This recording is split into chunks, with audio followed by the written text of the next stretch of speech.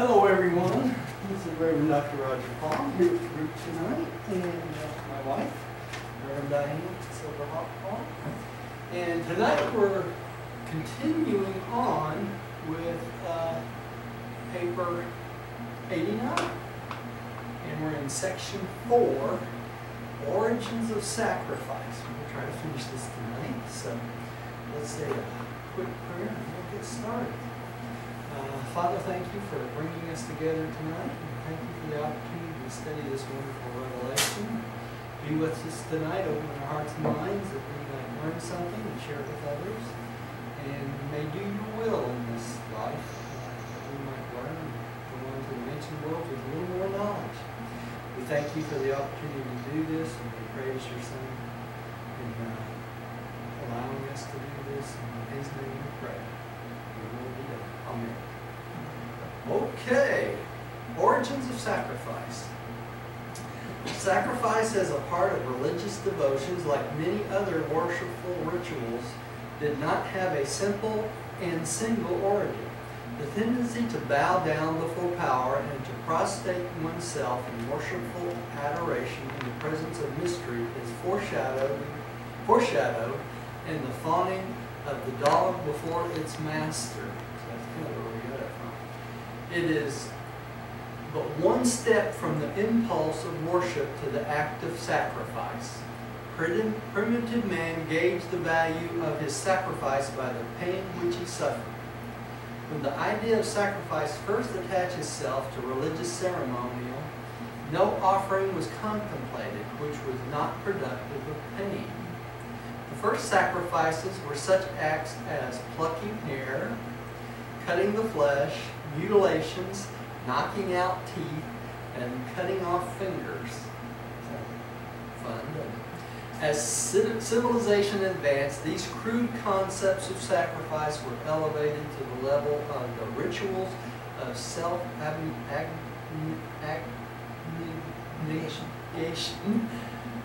asceticism, fasting, deprivation, and later Christian doctrine of sanctification through sorrow, suffering, and the mortification of the flesh. So this is how the sacrifice, the concept of the sacrifice started. Had nothing to do with God. I hate to disappoint everyone, right? So these were ways that the human being could create pain upon himself to make it seem like we were doing something that was sacrificial. All right? The next one, Millie, would you take the next one, please?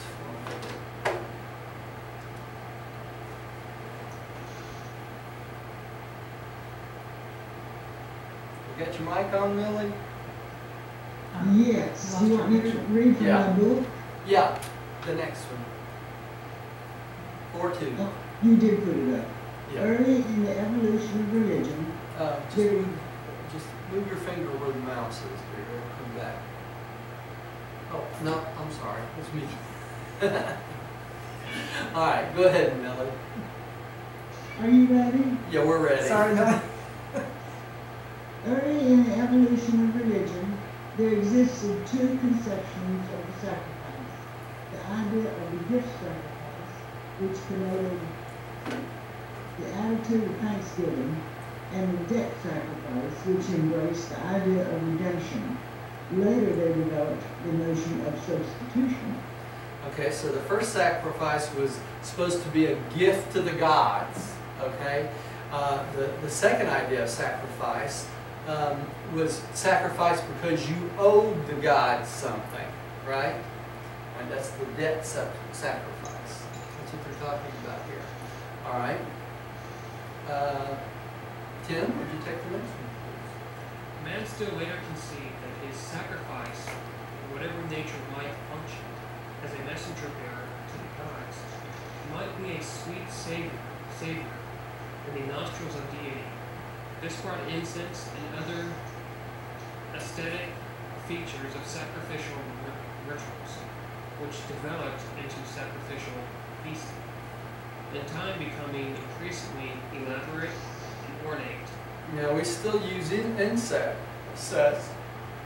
incense. Incense in a lot of the churches, especially the Catholic Church. All right. Rodney, will you take the next one, please?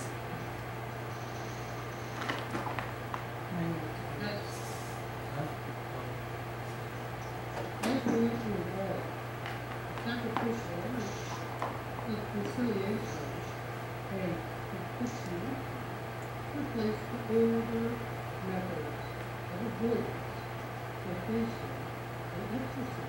Isn't it interesting that they stuck an exorcism there too?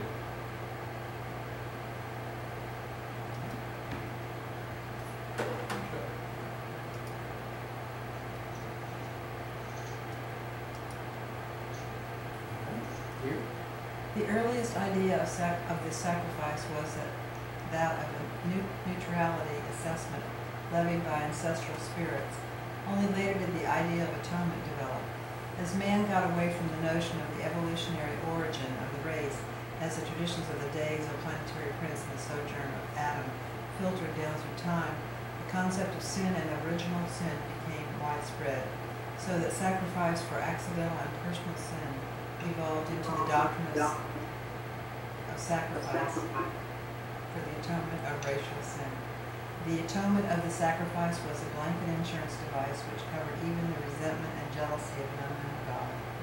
Okay, so it eventually developed into from the concept of original sin. Now they got this from the legends that was passed down from the planetary prince and Adam. Okay. And we know from previous papers that there really was no original sin, that there was a default by Adam and Eve, but no original sin. So this concept of sacrifice for the atonement of racial sin basically was false to start out with. There was no need of atonement for racial sin, or the sin of one's group or race. All right. Surrounded by so many sensitive spirits and grasping gods, primitive man was face to face with such a host of creditor deity that it required all the priests, ritual and sacrifices through an entire lifetime to get him out of spiritual debt.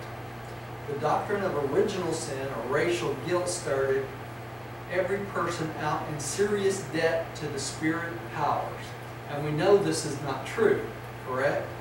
All right, so, but the concept of primitive men was that we had this debt to the gods. You notice they put gods there.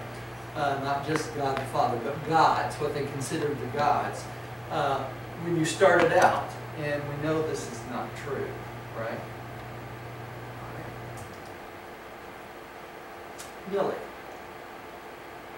Gifts and bribes are given to men, but when tendered to the gods, they are described as being dedicated, made sacred, or are called sacrifices. Renunciation was the negative form of propitiation. Sacrifice became the positive form. The act of propitiation included praise, glorification, flattery, and even entertainment. And it is the remnants of these positive practices of the olden propitiation cult that constitutes the modern forms of divine worship. Present-day forms of worship are simply the ritualization of these ancient sacrificial techniques of positive propitiation. See how these things are evolving over time? Okay? Started out as gifts and bribes to men. In other words, we started out to bribe one another to get the approval of one another, and eventually they ended up tendering these gifts and bribes to God. Okay? And that's part of the process of how we became convinced that we needed a sacrifice for the things we did wrong, or our sins. All right? Tim, would you take the next one? Animal sacrifice meant much more to primitive men than it could ever mean to modern races. These barbarians regarded the animals as their actual and near kin.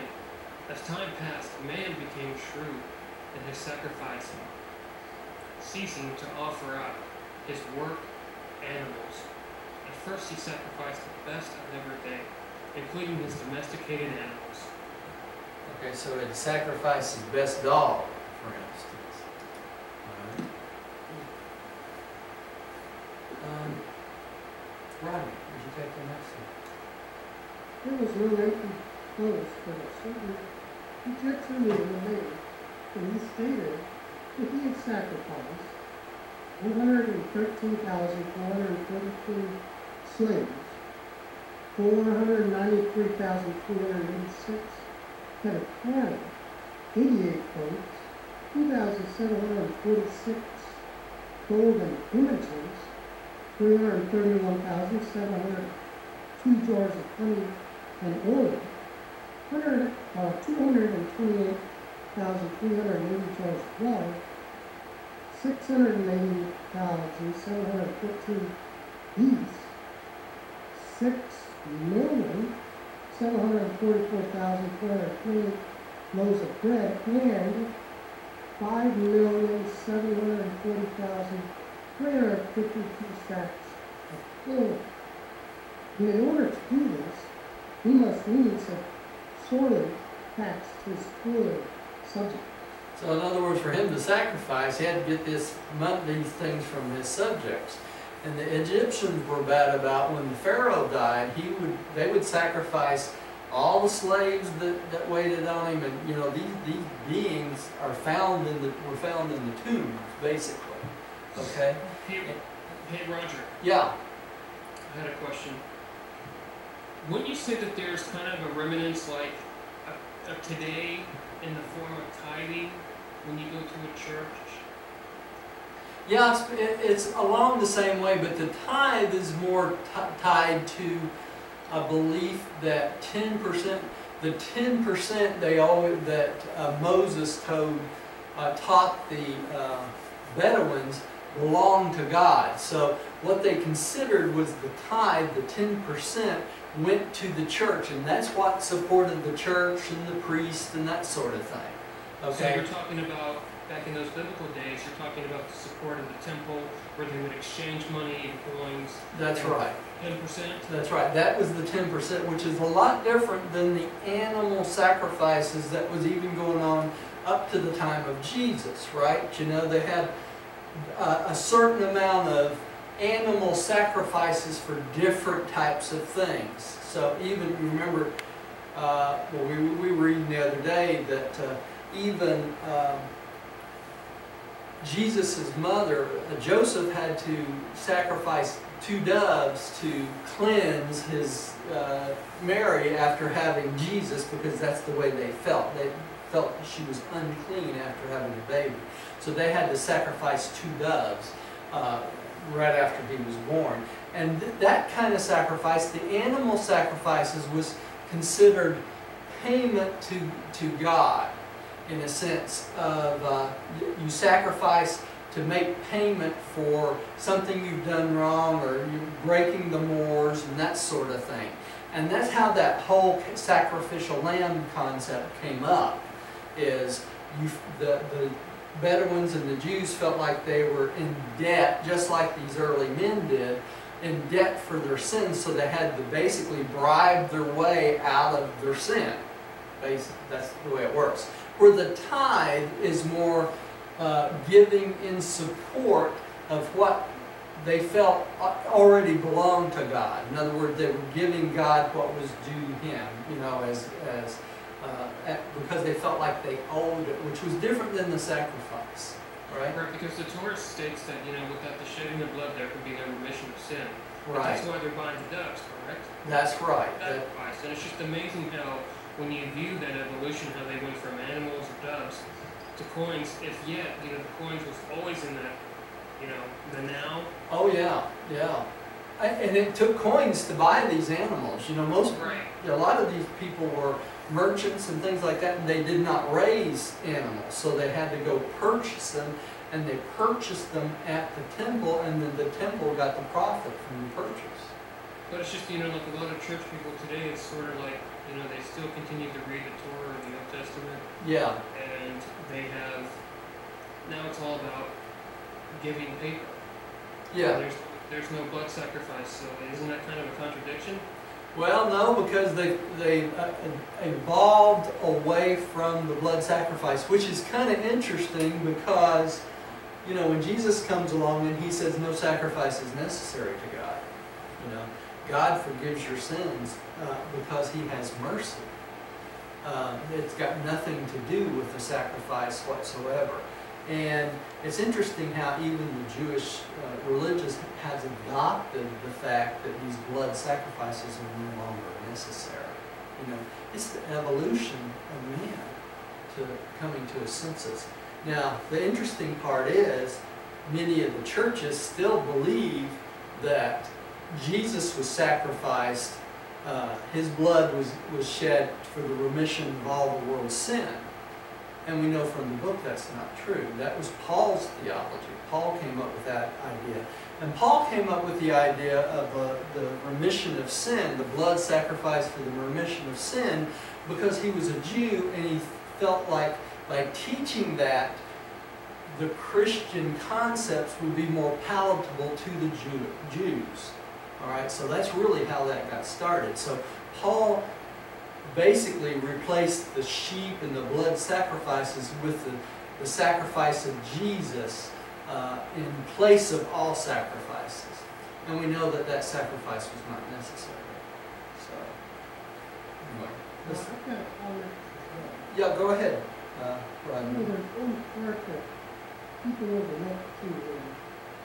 It's thought that God sent Jesus, as if Michael had to say so in the matter. That God sent him as a sacrifice. Yeah, but he did, right? God did not send Michael or Jesus as a sacrifice. God sent him because it was the normal thing to do for a creator son. There's 7 bestowals, and this is the final bestowal of Michael. And Michael's mission was to reveal God the Father and the brotherhood of man to the world, and that was his mission, right? Michael chose him. He chose to come. Yeah, and he chose to do the will of the Father, even up to the point of giving up his own life to show the love of the Father for his children. Right? And we missed that point. God did not require Jesus to sacrifice himself. That's a hard concept to grasp, and that's what the whole church is based around. God did not require Jesus to sacrifice himself. God required Jesus to come to the world and reveal God the Father to the world, and that's why Jesus was here. The reason Jesus was sacrificed on a cross is because of the religions of that day could not make the leap of faith from believing that no sacrifice is necessary. Okay?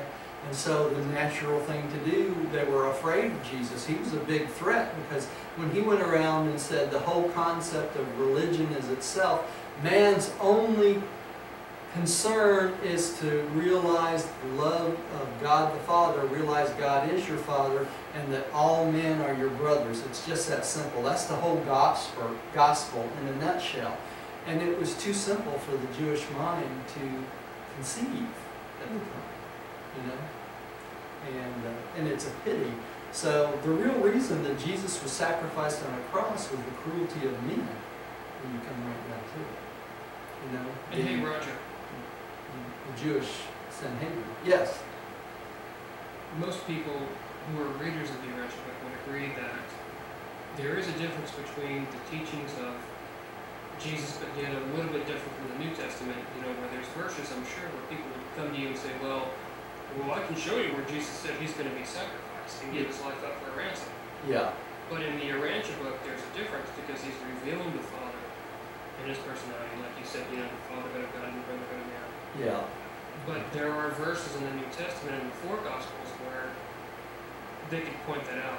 Oh yeah, it's easy to find. I can find it almost immediately, but most of those came from whom? Paul the Apostle. From Paul. Yeah, yeah. It was his teachings. And those who wrote the gospel, which was many years after the life of Christ, all the gospels were basically tweaked by those who followed Paul and Paul's theology. And the main tenet of the early church for Paul was what? That Christ died for everyone's sin. Where the actual real tendency of the church, if you would follow Abner's church, which was, Abner was the chief of John's apostles, if you followed his church, he would tell you the main tendency of his church was what? The fatherhood of God and the brotherhood of man. They did not teach that Jesus was sacrificed for the sins of the world. Neither did the apostles. So, and that was a big contention between the early church, between the apostles and Paul. Because Paul was a very forceful teacher and preacher and that sort of thing, and he had definite ideas and pretty much got his way most of the time in the churches. And how did he do that? He went around and traveled and visited all the churches and tried to get them all to accept this concept. So, kind of interesting. Because if you read in the Urantia book, the life of Christ, over and over and over and over and over again, Christ taught the apostles that the gospel was what? The fatherhood of God, brotherhood of man. And that's it, in a nutshell. So, that's what they were talking about when they talked about saving souls today. Oh, okay. Just yes. Let's go on. Now, are you up, Rodney? You just read? Okay. Sheer necessity eventually drove these semi-savages to eat the material part of their sacrifices, the gods having enjoyed the soul thereof. And this custom found justification under the pretense of the ancient sacred meal, a communion service according to modern usage. Okay. So, food was so scarce at times, they ended up having to eat their own sacrifices, right? What did that step into? That's the next section.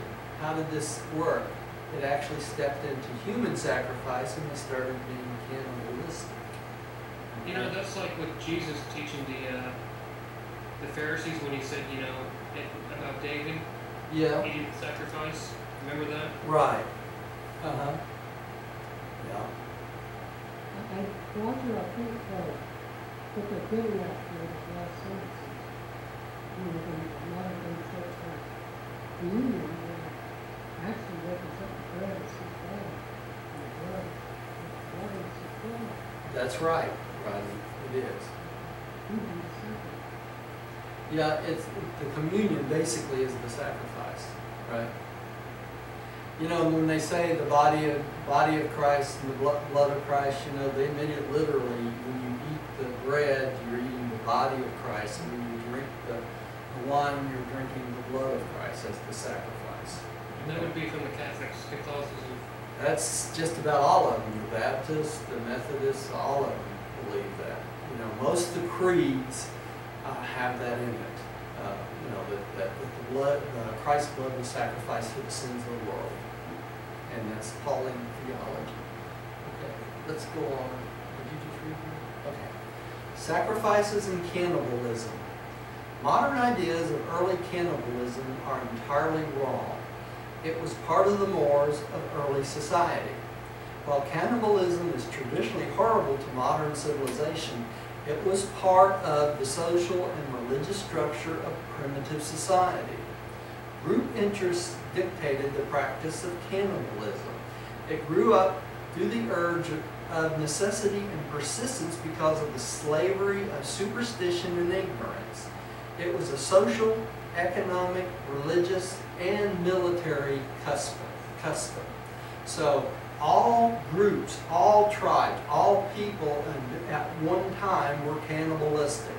And the reason they did this was the social impact, the economic, the religious, and the military custom. The military, they would eat the people they conquered, you know, or the people, basically, the other side. So, if you lost, you got ate. Huh? Yeah. Millie.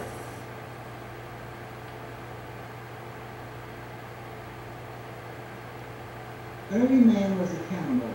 He enjoyed human flesh, and therefore he offered it as a food gift to the spirits and his primitive gods. Since ghost spirits were merely modified men, and since food was man's greatest need, then food must likewise be a spirit's greatest need. So they thought because they came from men, they still needed food once they died. So this is part of the sacrificial stuff. But, all right. Tim. Cannibalism was once well-known, universal among the evolving races.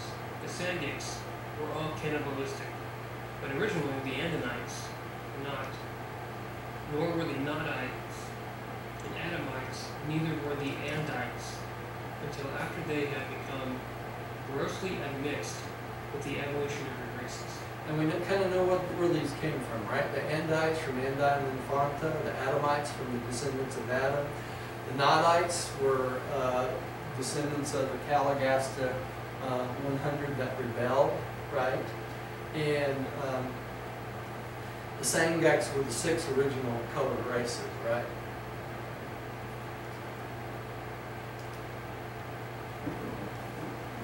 Rodney, I think you're up next. The taste for a human flesh grows. Everything started in England, friendship, and value, or religious ritual. Eating of human flesh goes on to perpetuate cannibalism. Man-eating has arisen in food scarcity. Holy process gotten back up the reason. The Eskimos and really cannibals, however, seldom are cannibalistic, except in colonies and the Rednecks, especially in Central America, were animals. It was once the general practice of mothers to kill and eat their own children in order to remove the strength loss in childbirth. And in Queensland, the first child was still frequently thus killed and devoured. In recent times, cannibalism has been deliberately resorted to by many African tribes as a war measure, a sort of frightfulness with which to terrorize their neighbors. Because they didn't want to be killed and eaten by, those who were attacking them, right? It's interesting here too. They talk about that eating human flesh goes on to be habitual cannibalism. So once people start eating other humans, they just keep doing it. And we've found that out here in America with the people going across the West. They'll get caught in the mountains and stuff, and eventually would start eating one another when they die. So, all right. Some cannibalism resulted from the degeneration of once superior stocks, but it was mostly prevalent among the evolutionary races. Man-eating came on at a time when men experienced intense and bitter emotions regarding their enemies. Eating human flesh became part of a solemn ceremony of revenge. It was believed that an enemy's ghost could, in this way, be destroyed or fused with that of the eater. It was once a widespread belief that wizards attained their powers by eating human flesh. This is kind of a hard paper to get through. Places. Certain groups of man-eaters would consume only members of their own tribes, a pseudo-spiritual inbreeding which was supposed to accentuate tribal solidarity. But they also ate enemies for revenge with the idea of appropriating their strength. It was considered an honor to the soul of a friend or fellow tribesman if his body were eaten, while it was no more than a just punishment to an enemy thus to devour him.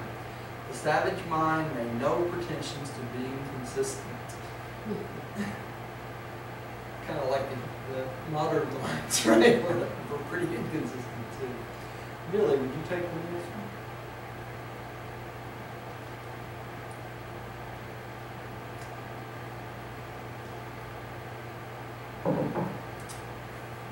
Billy, turn your mic back on.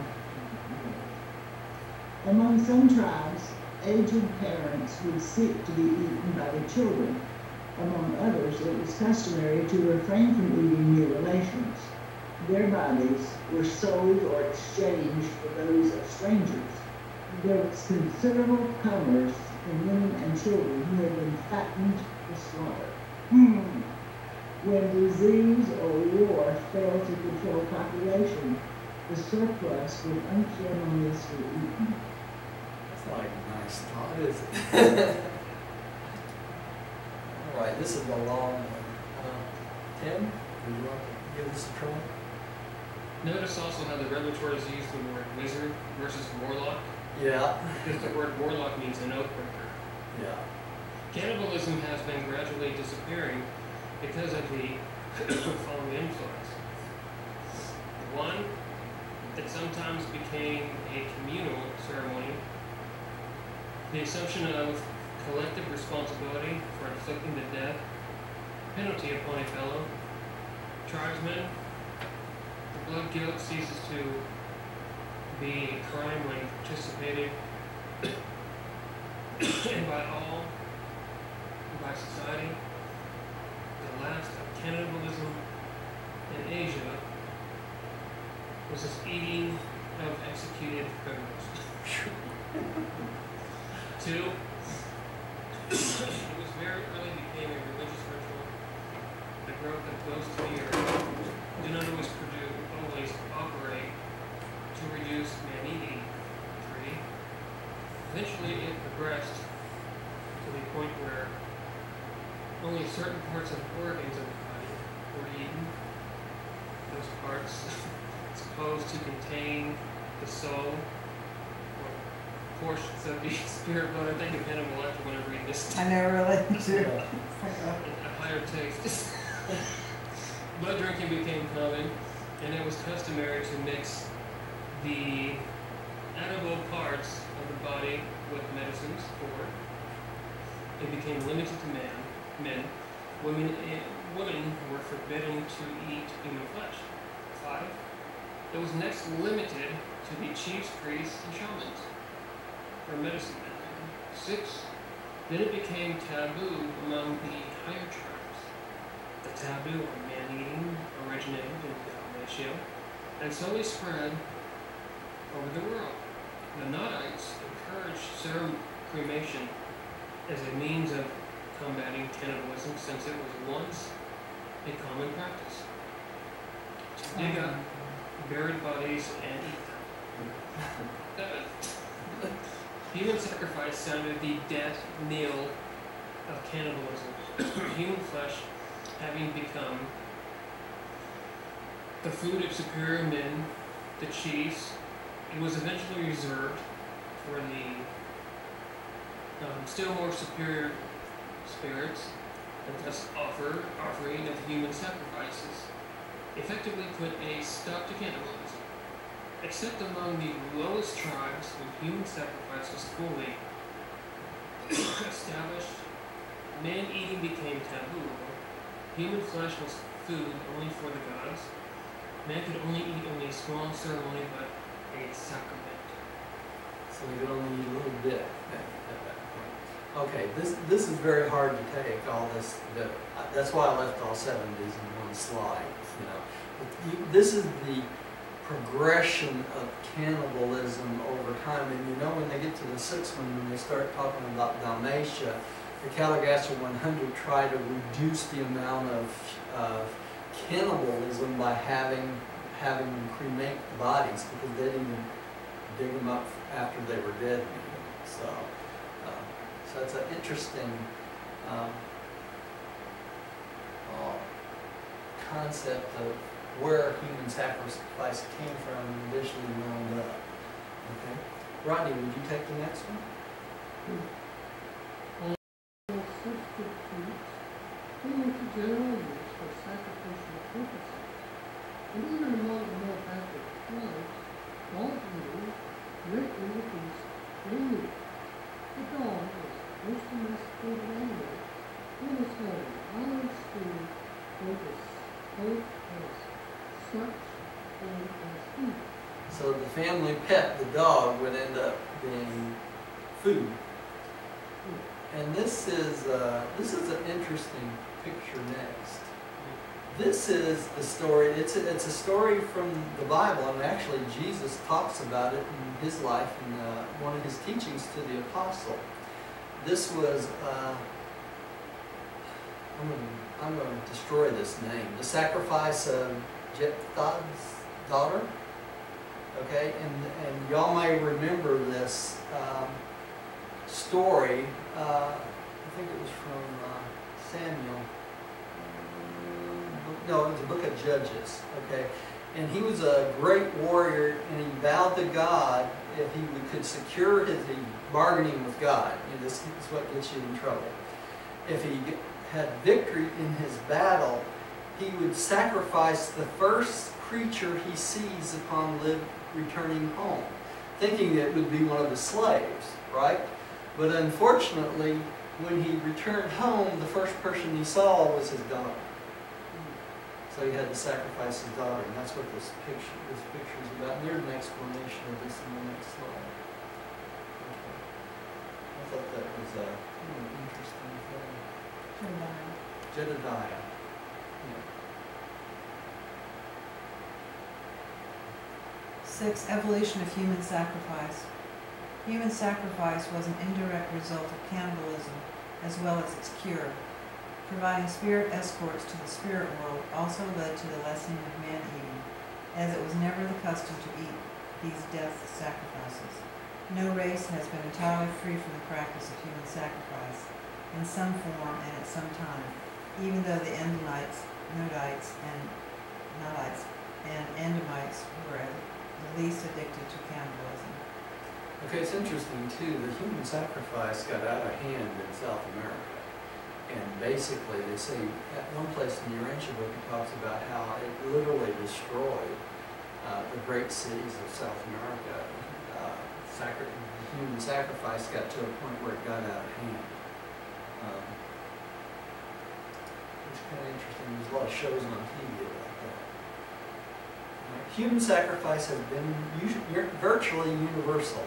It persisted in the religious customs of the Chinese, Hindus, Egyptians, Hebrews, Mesopotamians, Greeks, Romans, and many other peoples, even to recent times among the backward African and Australian tribes. The later American Indians had a civilization emerging from cannibalism and therefore steeped in human sacrifice, especially in Central and South America. The Chaldeans were among the first to abandon the sacrificing of humans for ordinary occasions, substituting therefore animals. About 2,000 years ago, a tender-hearted Japanese emperor introduced clay images to take the place of human sacrifices. But it was less than 1,000 years ago that these sacrifices died out in Northern Europe. Among certain backward tribes, human sacrifice is still carried on by volunteers, a sort of religious or ritual suicide. A shaman once ordered the sacrifice of a much respected old man in a certain tribe. The people revolted, they refused to obey, whereupon the old man had his own son dispatch him. The ancients really believed in this custom. So he had his own son kill him because he believed in it so much.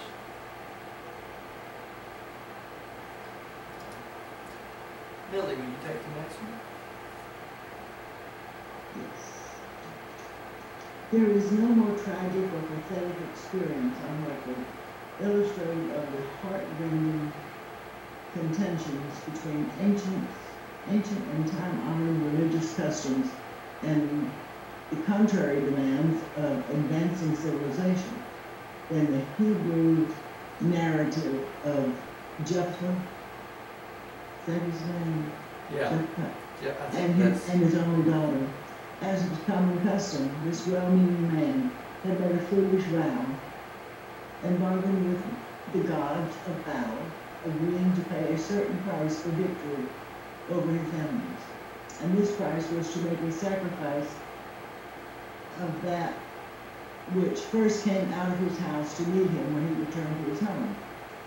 Jephthah thought that one of his trusted slaves would thus be on hand to greet him, But it turned out that his daughter and only child came out to welcome him home.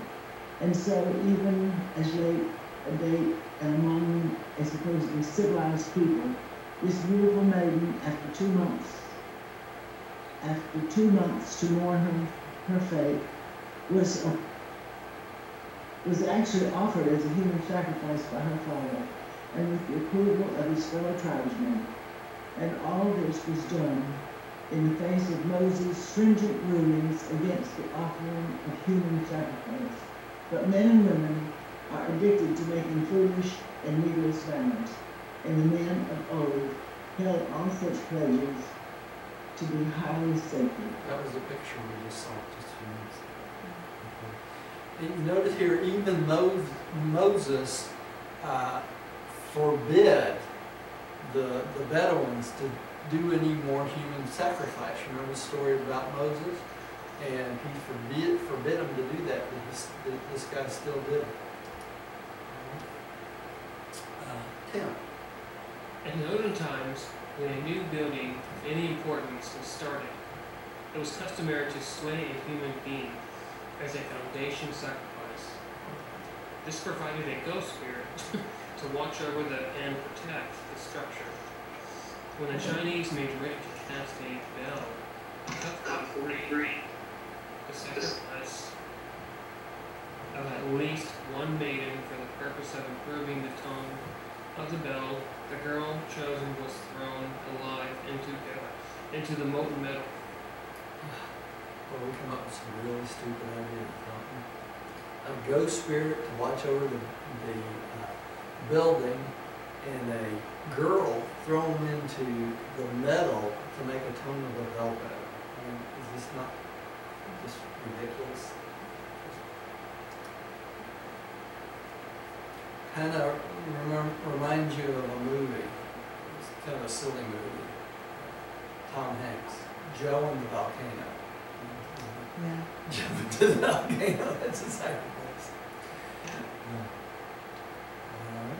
Rodney, would you take the next one? It was long to practice many routes to build the slaves alive into the current worlds. In later times, the Northern European tribes substituted the walling in of the shadow of a passer-by for this custom of entombing living persons in the walls of new buildings. The Chinese buried in a wall those workmen who died while constructing it.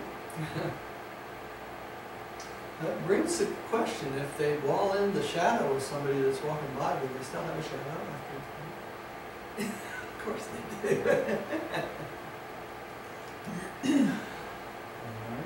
A petty king in Palestine, in building the walls of Jericho, laid the foundation thereof in Abram, his firstborn, and set up the gates thereof in his youngest son, Salu. At that late date, not only did this father put 2 of his sons alive in the foundation holes of the city's gates, but his action is also recorded as being according to the word of the Lord. Moses had forbidden these foundation sacrifices, but the Israelites reverted to them soon after his death. The 20th century ceremony of depositing trinkets and keepsakes in the cornerstone of a new building is reminiscent of the primitive foundation sacrifices. Would you know before that?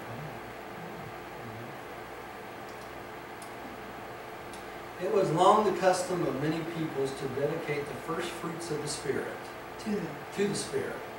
And these observances, now more or less symbolic, are all survivals of the early ceremonies involving human sacrifice. The idea of offering the firstborn as a sacrifice was widespread among the ancients, especially among the Phoenicians, who were the last to give it up. It used to be said, upon sacrificing life for life, now you say, at death, dust to dust. I don't know how these things come from.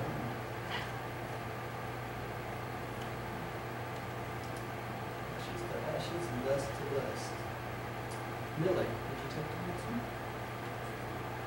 The spectacle of Abraham constrained to sacrifice his son Isaac while shopping to civilize susceptibilities was not a new or strange idea to the men of those days. It was long a prevalent practice for fathers at times of great emotional stress to sacrifice their firstborn sons. Many peoples have a tradition analogous to this story, for there once existed a worldwide and profound belief that it was necessary to offer human sacrifice when anything extraordinary or unusual happened. Hope you're not around when something unusual happens. You might get sacrificed. Tim, would you take the next one, please? Moses attempted to end human sacrifices. Read the heading first, Tim. Section 7, Modifications of Human Sacrifice. Moses attempted to end human sacrifices by inaugurating the ransom as a substitute. He established a systematic schedule which enabled his people to escape the worst results of their rash and foolish vows. Lands, properties, and children could be redeemed according to the established fees which were payable to the priest. Those groups which ceased to sacrifice their firstborn soon possessed great advantages over less advanced neighbors who continue these atrocities acts. Atrocious acts, I would say. Atrocious acts. Yeah. Many such backward tribes were not only greatly weakened by this loss of sons, but even the succession leadership was often broken. So the next leader of that tribe many times was sacrificed because of this sacrificial concept. You know what this reminds me of, Roger? What's that? When they mention the word lands, I always think of Bel, which means land owner. Uh-huh. And you know how they constantly fought over land? Yeah.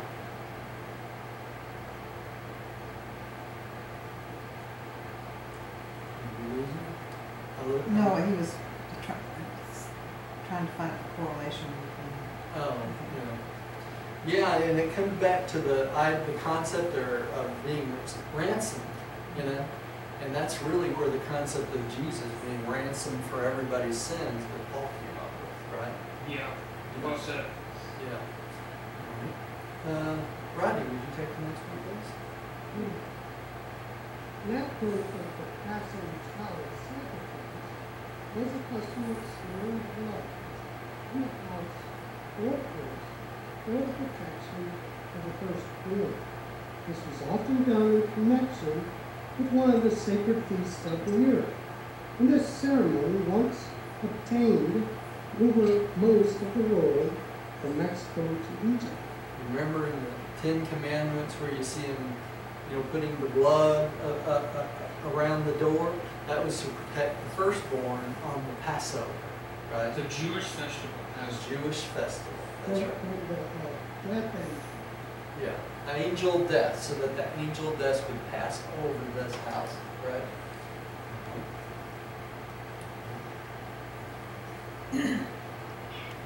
Even after most groups had ceased the ritual killing of children, it was a custom to put an infant away by itself, off in the wilderness or in a little boat on the water. If the child survived, it was thought that the gods had intervened to preserve him, as in the traditions of Sargon, Moses, Cyrus, and Romulus. Then came the practice of dedicating the firstborn sons as sacred or sacrificial, allowing them to grow up and then exiling them in lieu of death. This was the origin of colonization. The Romans adhered to this custom in their scheme of colonization. So a lot of the early leaders all have this legend of putting them in a boat and having them float away and picked up by somebody else, right? Like Moses. So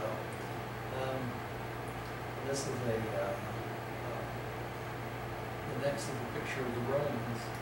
They're doing that sort of thing, right?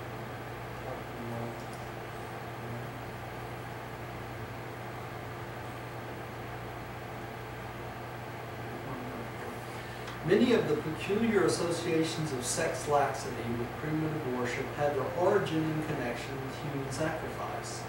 In olden times, if a woman met headhunters, she could redeem her life by sexual surrender. A man must come up with that concept. No. Later, a maiden consecrated to the gods as a sacrifice might elect to redeem her life by dedicating her body for life to the sacred sex service of the temple, like it needed one, right? In this way, she could earn her redemption money. The ancients regarded it as highly elevating to have sex relations with a woman thus engaged in ransoming her life. It was a religious ceremony to consort with these sacred maidens, and in addition to this whole ritual afforded an acceptable excuse for commonplace sexual gratification. This was a subtle species of self-deception which both the maidens and their consorts delighted to practice upon themselves.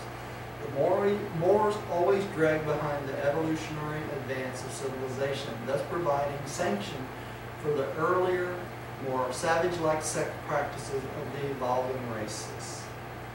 So we can always come up with an excuse. Hey Roger, 2 questions. Yeah. What does the word headhunter mean? Headhunter, that's just, a headhunter is anyone that has, in a tribe that goes out and searches for other tribes or other beings, and they literally cut off their head and shrink them. Okay, right. And they the eat, other question was... they eat the body, but they shrink the head. Yeah. Oh, that's so cool. It's not going to be a good night for sleeping. No. Yeah. It makes me think of Pirates of the Caribbean. Yeah. And the other question was they had maidens or prostitutes at Yeah. the Jewish temple? At the Jewish temple. They still had those during the time of Jesus. Yeah. Wow. And these prostitutes were frequented by who? The priests, right? The Sanhedrin. Is there any references in the Bible for that? Yeah, and when it talks about Jesus, Mary Magdalene? no, Jesus driving out the harlots and the money changers. Okay, that's what he's talking about, is That's right. the prostitutes in the temple. But in actuality, he didn't drive them out. There was 2 men that were fighting, and then Yeah, well, that's As if he- that's the true story, but the reference is there is what I was it's in talking the about. Bible. That's correct. You're right, Roger. Yeah. I just fact you. Yeah, In the New Testament. Thank you. yeah. Okay.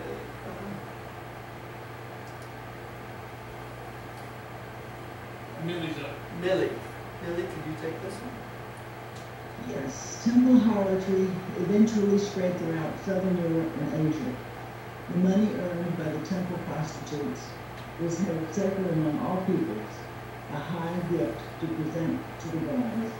The highest types of women thronged to the temple sex marts and devoted their earnings to all kinds of sacred services and works of public good. Many of the better classes of women collected their dowries by temporary sex service in the temples, and most men preferred to have such women as wives. It's because they were very experienced, say, they had lots of men, so. And think about this too, Roger. Like in the Psalms, we hear about about the individual committing adultery, and in those days, if you did that, you were stoned to death. You were stoned to death, but if you went to the temple and did it, then it was okay, right? Oh wow, I never knew that. Yeah. Yeah. As long as you're doing it in the temple for the priest, everything's okay, right? All right. Kim, would you take the next one? Section 8, Redemption and Covenants. Sacrificial redemption and temple prostitution were in reality modifications of human sacrifice. Next came the mock sacrifice of daughters. This ceremony consisted in bloodletting Bloodletting. Yeah. with dedication to lifelong virginity, and was a moral reaction to the older temple harlotry. In more recent times, virgin dedicated themselves to the service of tending the sacred temple fires. Okay, so they actually had bloodletting replace this, and this is just a picture of a girl being bloodlet from the 1600s. And why did they do that again? Because they were what, diseases? No, they did this. Bloodletting? They did this in place of the temple sacrifice. Okay, and the sacrifice of people, and later on, in place of the temple harlotry. Okay, so they just started doing blood in place of being a harlot. They give their blood. What did they do with the blood? Who knows? Actually, there's some speculation that some of them actually made medicines out of it. Trapped medicines. Really bad idea. Rodney, would you take the next one, please? Many rituals receive ideas of walking from the court of the body to the court of the older and human sacrifice. This formulation is also considered to be an acceptable substitute. Hair, nails, blood, and even fingers and toes were sacrificed. The latter, a well-liked universal ancient rite of circumcision, was an outgrowth of the cult of partial sacrifice. It was purely sacrificial, no thought of hygiene being attached thereto. Men were circumcised. Women had their ears pierced. Okay, so circumcision starting out was a part of a sacrifice. Okay, it had nothing to do with men's health or anything else. And it's a leftover still going on through even today. Having your child circumcised is a leftover from this early sacrifice of human body parts. Okay? So, even Jesus was circumcised. He didn't have much to say about the matter at the time. Subsequently, it became the custom to bind fingers together instead of cutting them off. Shaving the head and cutting the hair were likewise forms of religious devotion. The making of eunuchs was at first a modification of the idea of human sacrifice.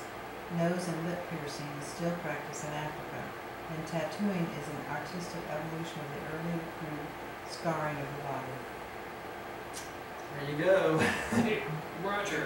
Yeah. No, he does not have any tattoos, Tim. No, I don't have any tattoos, if that's what No you're sailor tattoos? No sailor tattoos. No. Back in your wild days. Hey, what does the word eunuch mean?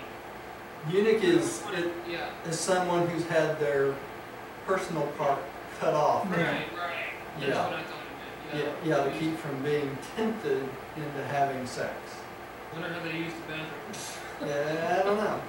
But it was common among the royal groups, any guard for any of the women's quarters were eunuchs. They had to That's be, correct. yeah. They didn't dress like women, right? No, they didn't. And most of them were very masculine. And they volunteered to have those guns so that they could become guards. Where are we at? I don't know. I think I'm up. The custom of sacrifice eventually became associated as a result of advancing teachings with the idea of the covenant. At last, the gods were conceived of as entering into real agreements with man, and this was a major step toward the stabilization of religion. Law, a covenant, takes the place of luck, fear, and superstition. So men believed that they had a covenant, eventually believed they had a covenant with God, rather than ill luck, and anything could happen to them. And this was much because of the teachings of Moses, right? He basically taught the people that the Jewish people, the Bedouins, had a covenant, or the chosen people had a covenant with God the Father. So it was a real progress for this to happen. Lily, would you take the next one? Man could never even dream of entering into a contract with deity until his concept of God had advanced to the level whereupon the universe controllers were envisioned as dependable. And man's early idea of God was so anthropomorphic that he was unable to conceive of a dependable deity until he himself became relatively dependable, moral and ethical. Okay, so man had to develop along a certain period of time to believe that the universe had a control mechanism. right? We have a problem with that even today. We think that, you know, because the scientists has come up with a Big Bang theory and all this thing, that they think there was a Big Bang and we're just flying away from this Big Bang, right? Little do they know that there's actually universal respiration. The grand universe expands for 1 billion years and then it retracts for 1 billion years. You know, it's space respiration. But because of this expansion and because of what was going on around them, and storms and hurricanes and things like that, mankind had very little faith that God was controlling all of this. Okay? And that's pretty much the way it is still today. They don't realize that there's master physical controllers, universal controllers. There's a whole group of beings that control everything in the universe. And what gives them the ability to do that? That's the Father's gravity circuits. Okay? And so what they do is they take what comes naturally from God the Father and they manipulate it to control the universe. All right? And this is a pretty simple concept the way I explained it, but it's a very advanced concept for most people to grasp a hold of. You know, and because of our expansion of science, we're learning more and more every day. It's hard for us to realize, just because we see everything expanding constantly, new universes develop all the time, it's hard for us to understand that all this is a controlled reaction. It's the Creator Son that creates these universes. They manipulate the space bodies and all this stuff, along with the universe controllers. So this is what they're talking about here. And it's hard for man to get the idea that deity is dependable because of all what seems to be chaos in the universe, basically, and chaos in life itself. And it took men a long time to come up with this idea of having a contract with deity whatsoever. All right? And that's what we're talking about. Roger. Yeah. When you mentioned the Big Bang, that would explain like the light or the explosion when the Isle of Paradise periphery level, right underneath, expands and contracts. Yeah. The Isle of Paradise, basically everything comes from the Isle of Paradise. Okay, comes out of the top, goes back into the bottom, and that's the gravity circuit. Okay, but there's what's called space respiration, where right now we're in about midpoint of the expansion billion years, and then after it expands 1 billion years, it eventually slows completely down, and then it starts to contract for 1 billion years. And all this space in between, space is not dead. It's all got the circuits of the Father incorporated in it. And it's hard for us to conceive of this because we can't, number one, see paradise. All right, we don't have telescopes good enough to see paradise. And if we did, we couldn't see paradise itself because of the dark space bodies. So, you know, we don't realize that there is a center of the universe just because of our viewpoint. The other problem is we're way out on the edge of the 7 super universe. We're almost closer to the first outer space level than we are our actual super universe. So we see developing out in space thousands and thousands and thousands of new universes developing. So it's hard for us to conceive, if we look the opposite direction, that everything is in order. You know, it really is. So that's just the way it is. Right, but the 21st century scientists would say that there is an explosion, and pretty much that proves your point. Yeah, the 21st. Yeah, they basically said that there was a Big Bang, and that's where all matter in the universe came from. Right.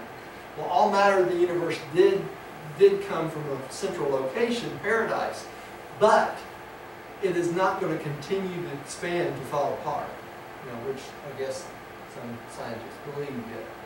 Right. Let's go on. Who's up? I'm up. Okay. But the ideal of making a covenant or an agreement with the gods did finally arrive.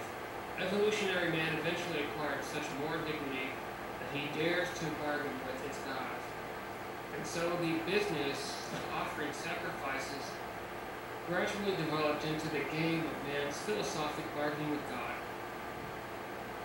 And all this represents a new device for ensuring against bad luck, or rather, an enhanced technique when a more definite purchase of prosperity. Do not entertain the mistake ideal that these early sacrifices were a free gift to the gods, a spontaneous offering of gratitude or thanksgiving. They were not expressions of true worship. Yeah, it had nothing to do with actually giving anything. They were bargaining. They were trying to bargain with God, basically. Right? And would you say that true worship is basically that communion between man and his maker? Yes, it is. It is that communion between man and the Father fragment within you, basically. The thought adjuster. The thought adjuster, yeah. Communication between you and that thought adjuster. And what is that communication? That communication is us giving in to the will of God in our lives. It's just that simple. Right? It's funny how the most beautiful things in life, like are the simplest. You know, our worship is our contact with God. Jesus' message was the fatherhood of God and the brotherhood of man. These are simple concepts. They're not deep philosophical theories. It's just they are. You know? And the other thing too is the most complicated questions are very simple to be answered, and most people can't accept them because they're too simple. That's right. Just like the Melchizedeks when they were in India and they offered salvation through faith, they said no, we can't do that. It's too simple. It's too simple. That's right. We got to do something more complicated. I guess Rodney, you're up. Kind of from here. A little more following of the Spirit. An order of Christ. There was a kind of order in which pleading and persuasion were substituted for something more tangible and costly. The developing commerce of the races had been inculcated the spirit of trade and had developed the shrewdness of barter. And now these traits began to appear in man's worship methods. And as some men were better traders than others, so some were regarded as better prayers than others. The prayer of a just man was held in high esteem. A just man was one who had paid all accounts to the spirits, had fully discharged every ritual obligation to the gods. So if you pray good, you know you're all up on your checks and balances with God, right? Early prayer was hardly worship. It was a bargaining petition for health, wealth, and life. And in many respects, prayers have not much changed with the passing of the ages. They are still read out of books, recited formally, and written out for emplacement, on wheels and for hanging on trees, where the blowing of the winds will save man the trouble of expending his own breath. That's like in India. Yeah, this is one of the saddest paragraphs in the book. And to me, the reason it's sad is it's 100% true. It really is. You know, our prayer is mostly bargaining still with God. You know, God, give me this day our daily bread. You know, we want something, right? Okay, keep me from sick. We want it's the me syndrome over and over and over and over again. And worship and prayer should be more about God, give me the faith I need to make it through the day. Show me the way how to communicate with yourself. You know, show me the way how to do your will in my daily living. That should be the kinds of prayers we think of. Not something that's beautiful we read out of books. You know, y'all will notice most of the time when I pray is very short and to the point. I don't spend a lot of time asking for things for myself ever in my prayers, because I've learned from this book, if nothing else, it's all about communicating with God the Father and what God wants in our life. Right? That's exactly how I feel, Roger. Yeah, that's what This revelation has changed my whole being in terms of prayer. It's aligning your will, Yeah, praying to God's will. yeah. I used to, when I was Baptist, I prayed for everything. You know, prayed before every meal, you know, prayed I didn't get indigestion. You know, that's the way it was. And by reading this book, I've realized the things that are important in prayer. Yeah, we can ask God to bless us all day, every day, and everything we do. Yeah, there's nothing wrong with that. But we need to think about what is important is what God wants for us, right? Not the other way around. Not what we want for God. And that's hard. That's a hard concept to get in mind. For more on prayer, see paper 91. That's right. 91 is a good one for that. All right. 9, sacrifices and sacraments. The human sacrifice throughout the course of evolution of Urantian rituals has advanced from the bloody business of man-eating to the higher and more symbolic levels. The early rituals of sacrifice bred the later ceremonies of sacrament. In more recent times, the priest alone would partake of a bit of the cannibalistic sacrifice or a drop of human blood, and then all would partake in the animal substitute. These early ideas of ransom, redemption, and covenants have evolved into the later-day sacramental services. And all this ceremonial evolution has exerted a mighty socializing influence. Hey, Roger. Yeah. Just had a quick question. Yeah. Throughout all of your experience of reading the Urantia book when you started in 1973, Yeah. the reveltors never refer to themselves as aliens, correct? They Right. never use that A word. No. No, they don't. That's what I thought, because I was on a website today, I'm not going to say what it was, but he was given a description of the Urantia book, and the word aliens came up, and I'm like, that's false, he shouldn't have said that. The No. celestial beings, super universe personalities, or the reveltors, 66 authors, but they never once used the word aliens, No. or angels. Angels is correct too.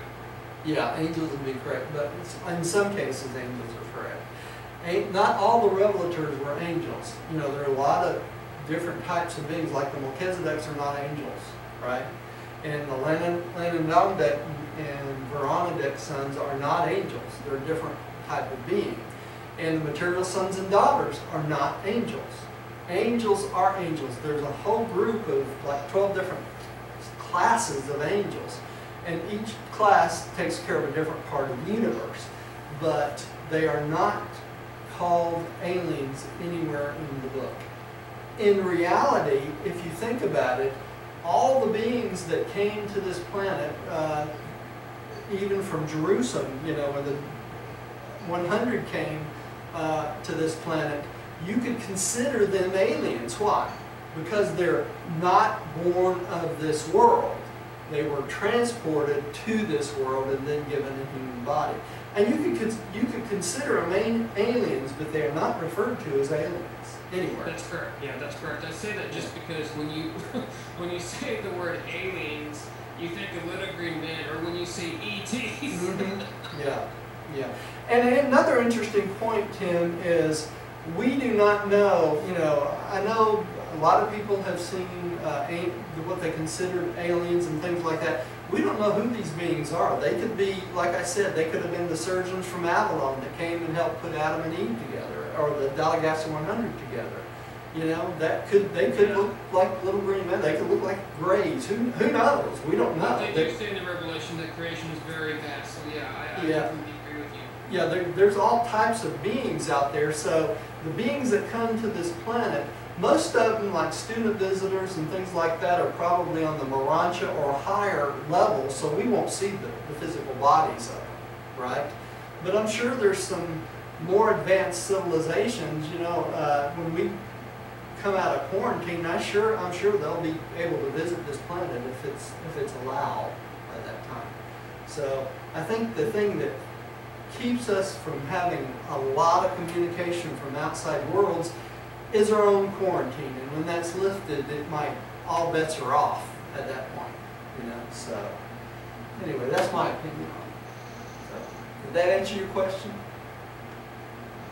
Yes, thank you. Okay. Who's up? Didn't you just read? I think I did. Millie, I think you're up. Thank you. In connection with the Mother of God cult in Mexico and elsewhere, a sacrament of cakes and wine was eventually utilized in lieu of flesh and blood of older human sacrifices. The Hebrews long practiced this ritual as a part of their Passover ceremonies, and it was from this ceremony that the later Christian version of the sacrament took its origin. Okay, so it started with the Mother of God cult, all right, and eventually got to the Hebrews, okay, and it was part of the Passover, and then along comes Paul, and what does he do? He replaces these rituals with the sacrament of Jesus, right? You know, where they mentioned the word cakes and wine are still practiced among a lot of Wiccans today. Yeah. I don't doubt that. The ancient social brotherhoods were based on the rite of blood drinking. The early Jewish fraternity was a sacrificial blood affair.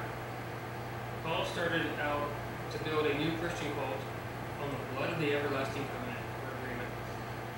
And while he may have unnecessarily encumbered Christianity with teachings about blood and sacrifice, he did once and for all man make an end of the doctrines of redemption through human or animal sacrifices.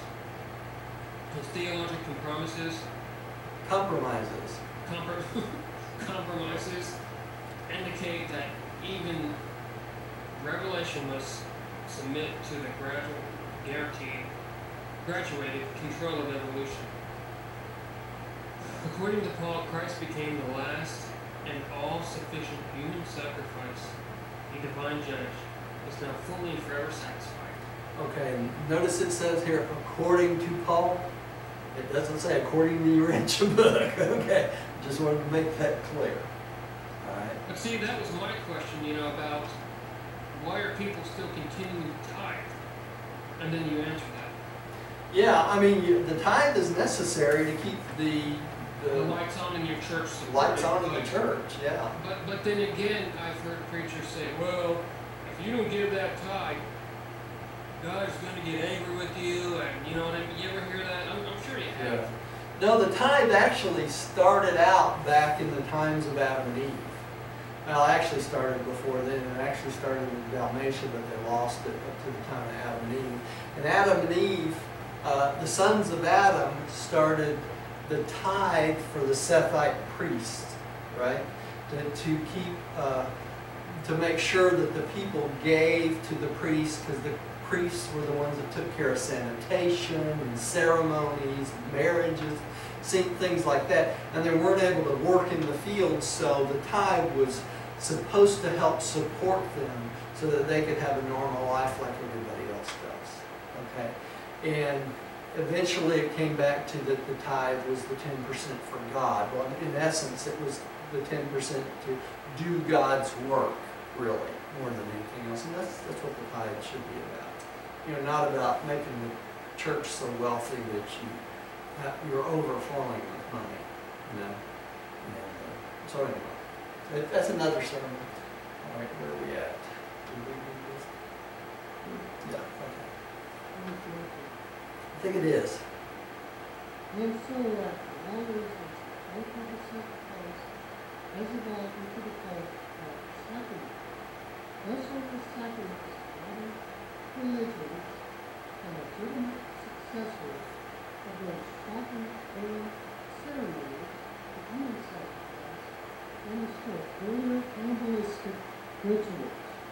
Many still depend upon blood for salvation, but it has at least become figurative, symbolic, and mystical. Okay. So we are making progress, right? All right. 10. Forgiveness of sin. Ancient man only attained consciousness of favor with God through sacrifice. Modern man must develop new techniques of achieving the self-consciousness of salvation.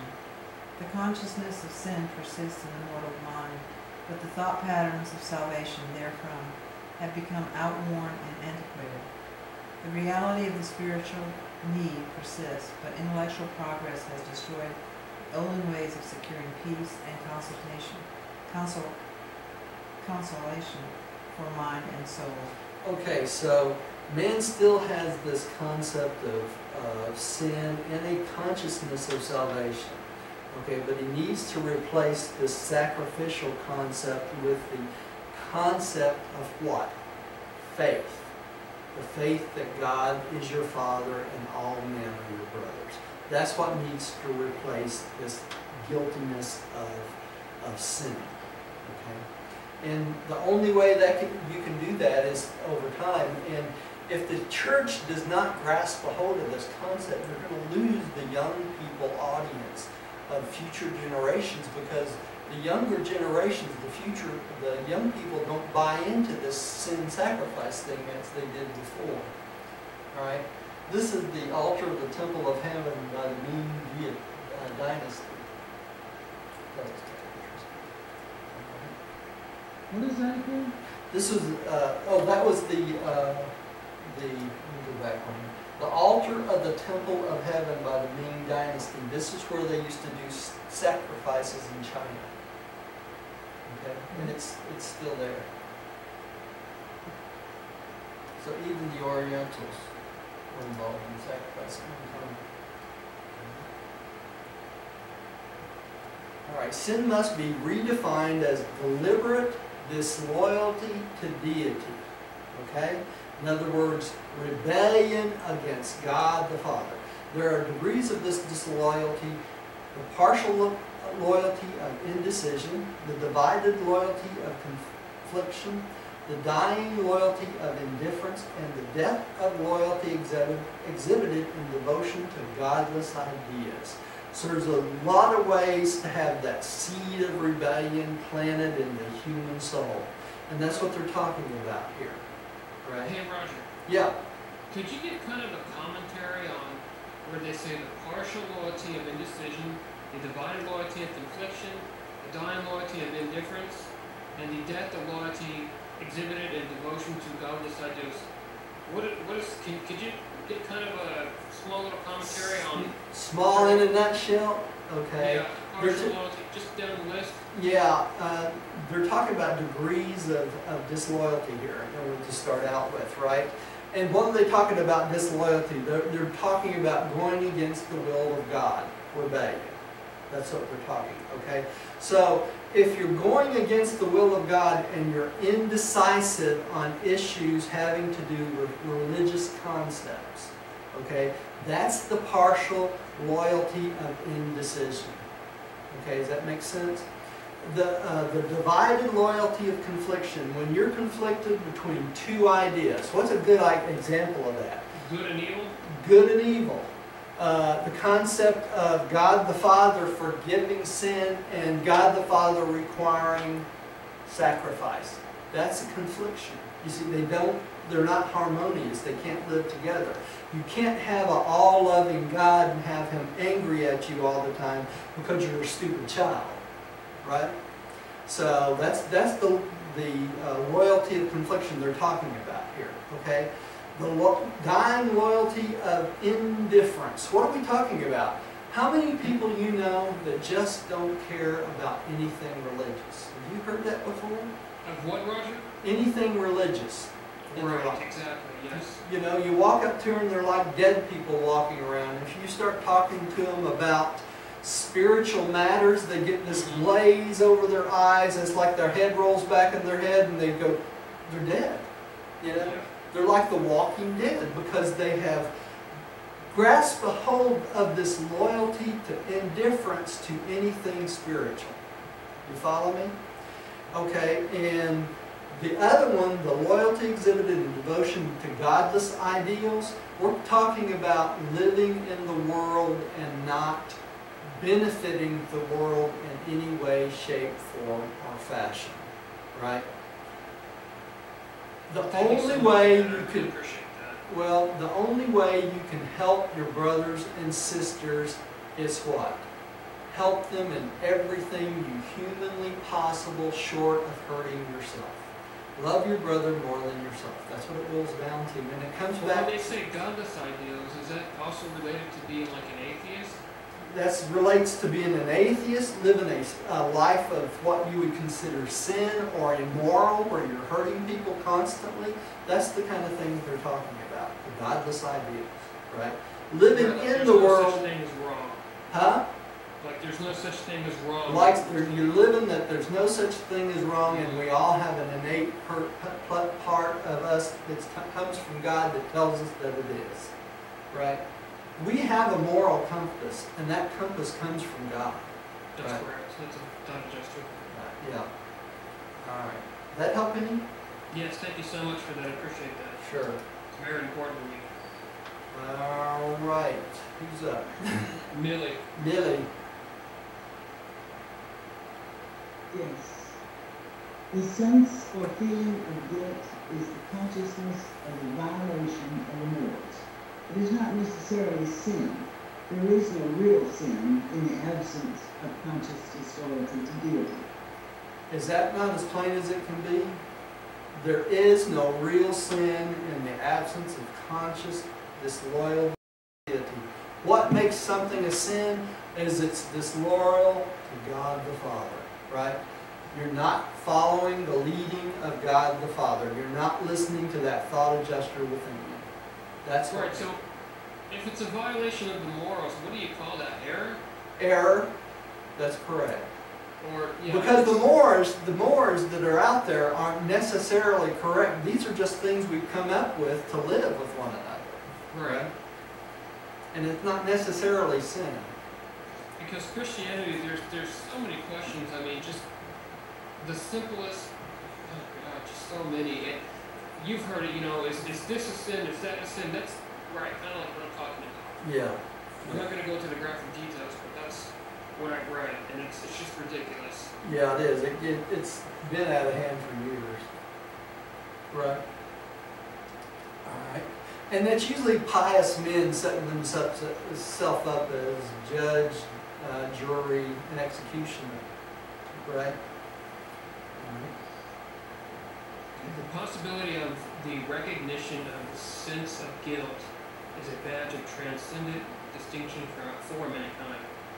It does not mark man as mean, but rather sets him apart as a creature of potential greatness and ever-ascending glory. Such a sense of unworthiness is the initial stimulus that should lead quickly and surely to those faith conquests which translate the mortal mind to these superb levels of moral mobility, cosmic insight, and spiritual living. Thus are all the meanings of human existence changed from the temporal to the eternal, and all values are elevated from the human to the divine. The last sentence is so important there. The meanings of human existence change from temporal to eternal. In other words, everything we do, we have to ask ourselves, how does this affect us in the eternity, in the future, right?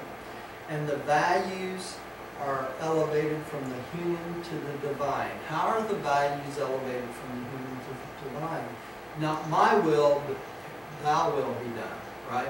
God's will, the thought adjuster's will be done in your life, right? And that's what sets us apart. That's what makes us human beings. That's what separates us from the animals, right? I like how the Revelatories teach us in the forward what the word divine means. As man interpreted, it's truth, beauty, and goodness. Yeah. Okay. I think Rodney's up. The confession of sin is a manifold repudiation of disloyalty. It is in no wise significant the time-wise consequences of such disloyalty, but confession, sincere recognition of the nature of sin, is essential to religious growth and spiritual progress. So we have to confess our sins to God. Sorry. We have to confess our sins to God to mitigate some of this time-space consequences. The time-space consequences of our disloyalty are innate in the act itself. In other words, when you do something that's disloyal to God, the repercussions of that can't be avoided. You did it, so whatever happens after that is from that action, and it's because of that disloyalty, right? But you still need to accept the fact that you've done it and try to correct the problem, right? Are you talking about when we're on the bench morals, or? No, I'm talking about all the time, even now. Right. That's what I said last session. That I like to ask God for forgiveness if I've done something wrong. Yeah. Versus just I didn't do nothing. Right. And when we get to the first few mansion worlds, we're not going to be perfect right off the bat. I'm sorry if you think that. You're not going to wake up on the mansion worlds and unlearn all the learning you've done on this planet. It's wrong. It takes time. Because there's people out there right now that truly believe that there's no right and there's no wrong. Yeah, that's true. That's why we've got the Melchizedek's teachers up there. Helps teach us the way. And my lovely wife is going to read the last one. The forgiveness of sin by deity is a renewal of loyalty relations following a period of the human consciousness as a lapse of such relations as a consequence of conscious rebellion. The forgiveness does not have to be sought, only received as a consciousness of re-establishment of loyalty relations between the creature and the Creator. And all the loyal sons of God are happy, service-loving, and ever-progressive in paradise ascent. Presented by a brilliant evening star of Nebula. Okay, this last paragraph is very good too, and that's the consequences of conscious rebellion. Right? You don't have to go out and look for this forgiveness. It's already there. You just have to accept it. Right? God the Father and our Creator Son, they realize we're not perfect and we're going to make mistakes. We just have to accept the forgiveness and go on and try not to do it again. Right? It's part of the medicine. Okay, let's have a little prayer and we'll close for the night. Lily, would you like to pray for us tonight? Have you pray for Her mic has been muted. Oh, is it? She might unmute. Lord, we thank you for the gathering here tonight. We appreciate that you've given us this revelation so that we can try to correct ourselves and follow in the path that will lead us to the eternal Father. We thank you for Christ Michael, Jesus in heaven. Amen. Amen. Thank you all for joining us. Thank you at home. If you're listening from home, for joining us too. Please come see us again. And then next week we will see Shamanism, Medicine Men, and Priests, paper 90. We progress on. Melchizedek's coming up soon.